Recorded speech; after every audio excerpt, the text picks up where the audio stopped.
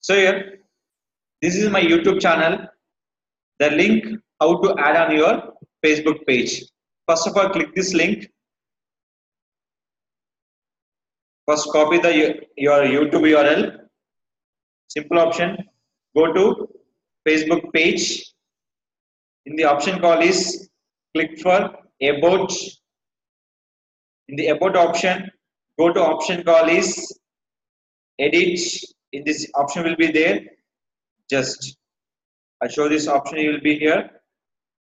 Now click here. In this call other account. Click for add account. In this call YouTube. Add your YouTube URL. Click for save. So you are added by where? Our page. And second option, you can add your buttons. Click for edit button. In this call here, just back this option. Here, learn more. Click for watch videos.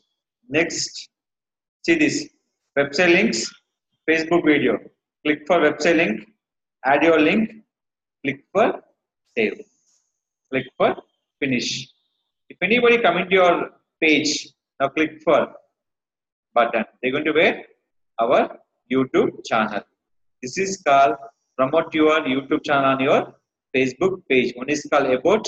Second will be adding for your button option. About and button both are very important. Is it clear?